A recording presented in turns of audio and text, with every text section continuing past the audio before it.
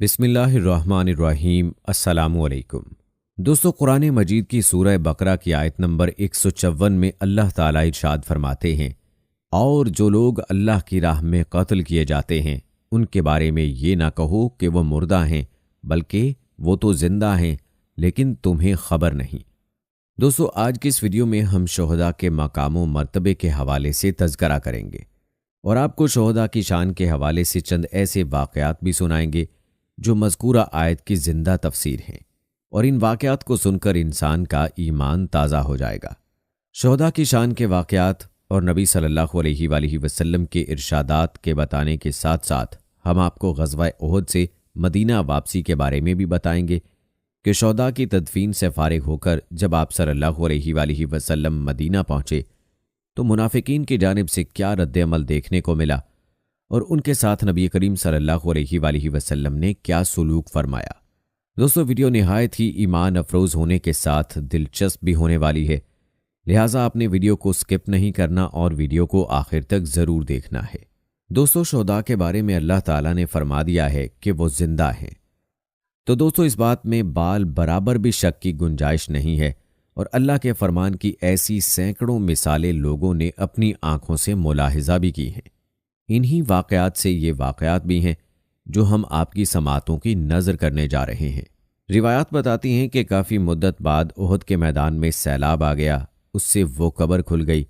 لوگوں نے دیکھا کہ ان دونوں لاشوں میں ذرا بھی فرق نہیں آیا تھا، بالکل تر و تازہ تھیں، یوں لگتا تھا جیسے ابھی کل ہی دفن کی گئی ہوں۔ حضرت عبداللہ بن عمر رضی اللہ تعالی عنہ کا ہاتھ اسی طرح اس پر زخم تھا، کسی نے ان کا ہاتھ ہٹا دیا، ہاتھ ہٹاتے ہی خون جاری ہو گیا، چنانچہ پھر زخم پر رکھ دیا گیا۔ دوستو، یہ بھی کہا جاتا ہے کہ حضرت امیر معاویہ رضی اللہ تعالی عنہ نے اپنے دور میں میدان احد سے ایک نہر کھدوائی۔ یہ نہر شہداء کی قبروں کے درمیان سے نکالی گئی، اس لیے انہوں نے لوگوں کو حکم دیا کہ اپنے اپنے مردوں کو ان قبروں سے نکال کر دوسری جگہ دفن کر دیں۔ لوگ روتے ہوئے وہاں پہنچے، انہوں نے قبروں میں سے لاشوں کو نکالا تو تمام شہداء کی لاشیں بالکل تر و تازہ تھیں، نرم ملائم تھیں، ان کے تمام جوڑ نرم تھے، اور یہ واقعہ غزوہ احد کے 40 سال بعد کا ہے۔ کہا جاتا ہے کہ حضرت حمزہ رضی اللہ تعالی عنہ کی لاش نکالنے کے لیے ان کی قبر کھودی جا رہی تھی تو ان کے پاؤں میں کدال لگ گئی۔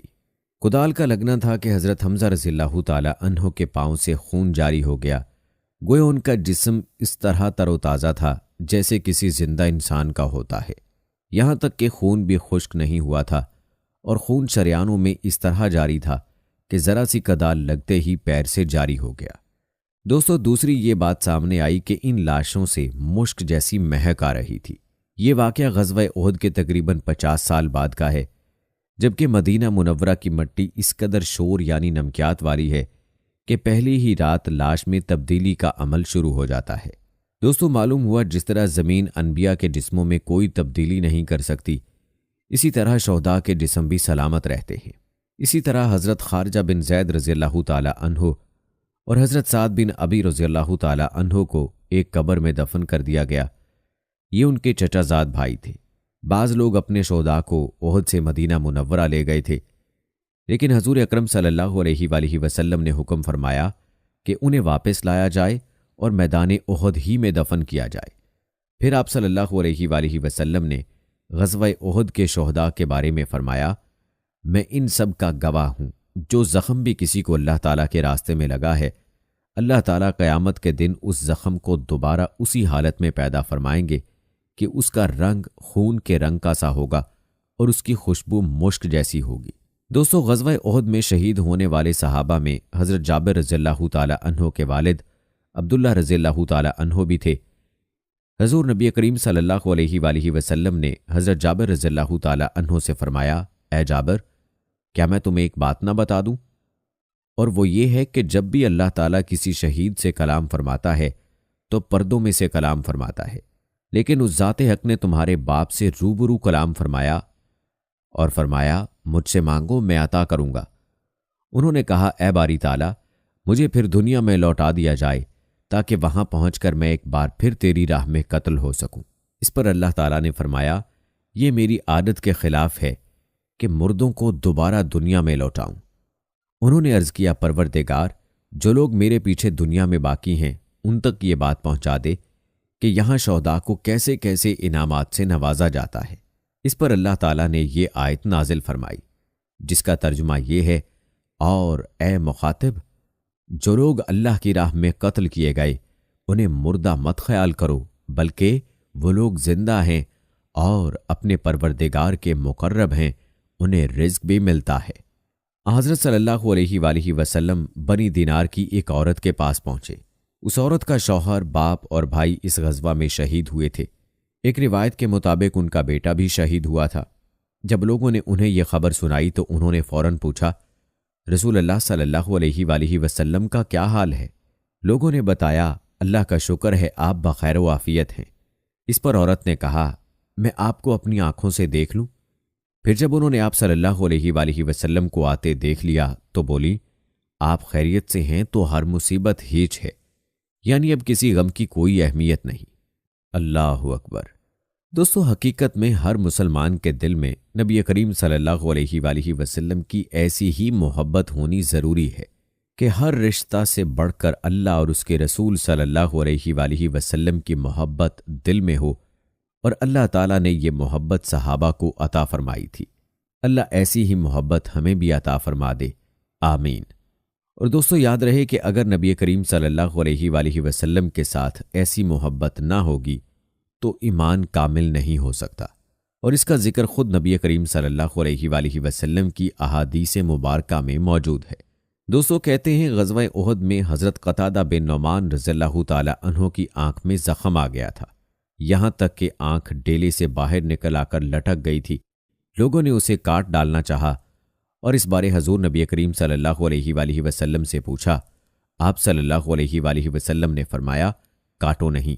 پھر انہیں اپنے پاس بلایا اور ان کی آنکھ اپنے ہاتھ مبارک میں لے کر ہتھیلی سے اس کی جگہ پر رکھ دی۔ پھر یہ دعا پڑھی، اے اللہ، ان کی آنکھ کو ان کے حسن اور خوبصورتی کا ذریعہ بنا دے۔ چنانچہ یہ دوسری آنکھ سے بھی زیادہ خوبصورت اور تیز ہو گئی۔ حضرت قتادہ رضی اللہ تعالی عنہ کو کبھی آنکھ کی تکلیف ہوتی تو دوسری میں ہوتی، اس آنکھ پر اس تکلیف کا کوئی اثر نہ ہوتا۔ ایک اور صحابی کی گردن میں ایک تیر آ کر پیوست ہو گیا۔ وہ فوراً رسول اللہ صلی اللہ علیہ وآلہ وسلم کی خدمت میں حاضر ہوئے۔ آپ صلی اللہ علیہ وآلہ وسلم نے ان کے زخم پر اپنا لعاب دہن لگا دیا، زخم فوراً ٹھیک ہو گیا۔ دوستو، روایات بتاتی ہیں کہ غزوہ احد میں اسلامی لشکر کا جھنڈا حضرت مصعب بن عمیر رضی اللہ تعالی عنہ کے ہاتھ میں تھا۔ جنگ کے دوران ان کا دایاں ہاتھ کٹ گیا تو انہوں نے جھنڈا بائیں ہاتھ میں پکڑ لیا۔ جب وہ بھی کٹ گیا تو دونوں کٹے ہوئے بازوؤں سے جھنڈے کو تھام لیا۔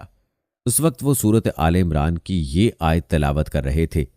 آیت کا ترجمہ یہ ہے، اور محمد صلی اللہ علیہ وآلہ وسلم اللہ کے رسول ہی تو ہیں، اس سے پہلے اور بھی بہت رسول گزر چکے۔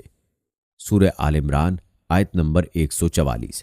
جب انہوں نے جنگ کے دوران کسی کو یہ کہتے سنا کہ محمد صلی اللہ علیہ وآلہ وسلم قتل کر دیے تو خود بخود ان کی زبان سے یہ الفاظ جاری ہو گئے، اور اس کے بعد حضرت مصعب بن عمیر رضی اللہ تعالی عنہ شہید ہو گئے۔ دوستو، یہ تھا تذکرہ شہداء اور ان کے مقام و مرتبہ کا، جو قرآن و حدیث کی روشنی میں آپ کے سامنے بیان کیا گیا۔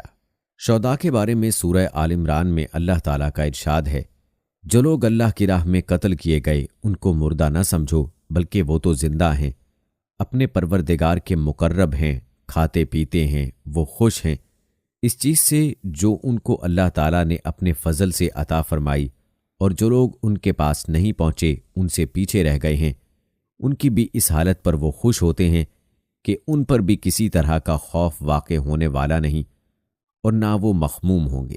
وہ خوش ہوتے ہیں اللہ کی نعمت اور فضل سے، اور اس بات سے کہ اللہ تعالیٰ ایمان والوں کا اجر ضائع نہیں فرماتے۔ اسی طرح احادیث میں بھی اللہ کے نبی صلی اللہ علیہ وآلہ وسلم نے شہداء کی شان بیان فرمائی ہے، جیسا کہ حضرت عبداللہ بن عباس رضی اللہ تعالی عنہما بیان فرماتے ہیں کہ حضور اکرم صلی اللہ علیہ وآلہ وسلم نے ارشاد فرمایا، شہداء جنت کے دروازے پر دریا کے کنارے ایک محل میں رہتے ہیں، اور ان کے لیے صبح و شام جنت سے رزق لایا جاتا ہے۔ اسی طرح حضرت انس بن مالک رضی اللہ تعالی عنہ سے روایت ہے کہ حضور اکرم صلی اللہ علیہ وآلہ وسلم نے ارشاد فرمایا، جب بندے قیامت کے دن حساب و کتاب کے لیے کھڑے ہوں گے تو کچھ لوگ اپنی تلواریں گردنوں پہ اٹھائے ہوئے آئیں گے، ان سے خون بہہ رہا ہوگا، وہ جنت کے دروازے پر چڑھ دوڑیں گے، پوچھا جائے گا یہ کون ہیں؟ جواب ملے گا یہ شہداء ہیں جو زندہ تھے اور انہیں روزی ملتی تھی۔ سبحان اللہ، کیا اونچی شان ہے جو اللہ نے شہداء کو عطا فرمائی ہے۔ دوستو چلیے اب تذکرہ کرتے ہیں احد سے مدینہ واپسی کا۔ کہتے ہیں جب جنگ ختم ہوئی اور شہداء کو دفن کر دینے کے بعد حضور اکرم صلی اللہ علیہ وآلہ وسلم مدینے کی طرف روانہ ہوئے۔ آپ صلی اللہ علیہ وآلہ وسلم اس وقت گھوڑے پر سوار تھے۔ آپ صلی اللہ علیہ وآلہ وسلم نے اس وقت شہداء اور ان کے عزیزوں کے لیے یہ دعا فرمائی، اے اللہ ان کے دلوں سے رنج اور غم کو مٹا دے، ان کی مصیبتوں کو دور فرما دے اور شہیدوں کے جانشینوں کو ان کا بہترین جانشین بنا دے۔ مدینہ پہنچنے پر نبی اکرم صلی اللہ علیہ وآلہ وسلم نے حضرت علی رضی اللہ تعالی عنہ کی تلوار خون آلودہ دیکھ کر فرمایا، اگر تم نے جنگ میں بہتر کارکردگی کا مظاہرہ کیا ہے تو فلاں فلاں نے بھی خوب جہاد کیا ہے۔ دوستو روایات بتاتی ہیں کہ غزوہ احد میں 70 کے قریب مسلمان شہید ہوئے۔ مرنے والے مشرکوں کی تعداد مختلف بتائی جاتی ہے۔ جب اللہ کے رسول صلی اللہ علیہ وآلہ وسلم مدینہ منورہ پہنچے تو مسلمانوں کی شکست پر منافقوں اور یہودیوں کی زبانیں کھل گئیں۔ وہ کھلے عام مسلمانوں کو برا کہنے لگے، خوشی سے بغلیں بجانے لگے۔ ان لوگوں نے نبی اکرم صلی اللہ علیہ وآلہ وسلم کی شان میں گستاخانہ کلمات بھی کہے۔ مثلاً وہ کہتے پھرتے تھے، محمد صرف حکومت کرنے کے شوقین ہیں، آج تک کسی نبی نے اس طرح نقصان نہیں اٹھایا جس طرح انہوں نے اٹھایا ہے، خود بھی زخمی ہوئے اور اپنے اتنے ساتھیوں کو بھی مروایا ہے، معاذ اللہ۔ کبھی کہتے تمہارے جو ساتھی مارے گئے اگر وہ ہمارے ساتھ رہتے تو اس طرح اپنی جانیں نہ گنواتے۔ حضرت عمر رضی اللہ تعالی عنہ تک ان کی یہ باتیں پہنچیں تو انہیں بہت غصہ آیا۔ انہوں نے حضور نبی کریم صلی اللہ علیہ وآلہ وسلم سے عرض کیا، اے اللہ کے رسول صلی اللہ علیہ وآلہ وسلم، آپ ہمیں ان لوگوں کو قتل کرنے کی اجازت دیں۔ یہ سن کر آپ صلی اللہ علیہ وآلہ وسلم نے ارشاد فرمایا، کیا یہ لوگ یعنی منافقین ظاہر میں مسلمان نہیں ہیں؟ کیا یہ کلمہ نہیں پڑھتے کہ اللہ کے سوا کوئی معبود نہیں اور یہ کہ میں اس کا رسول ہوں؟ حضرت عمر رضی اللہ تعالی عنہ نے عرض کیا، بے شک کرتے ہیں، لیکن یہ لوگ ایسی تلوار کے خوف سے کرتے ہیں۔ اب ان کی حقیقت ظاہر ہو چکی ہے، ان دلوں میں جو کینہ اور فساد ہے وہ سامنے آ گیا ہے۔ یہ سن کر آپ صلی اللہ علیہ وآلہ وسلم نے فرمایا، جو شخص اسلام کا اعلان کرے چاہے ظاہری طور پر ہی کرے، مجھے اس کے قتل کی ممانعت کر دی گئی ہے۔ دوستو روایات میں آتا ہے کہ غزوہ احد کے دوسرے ہی روز صبح سویرے نبی کریم صلی اللہ علیہ وآلہ وسلم کا قاصد مدینہ منورہ میں یہ اعلان کر رہا تھا، مسلمانوں قریش کا تعاقب کرنے کے لیے تیار ہو جاؤ۔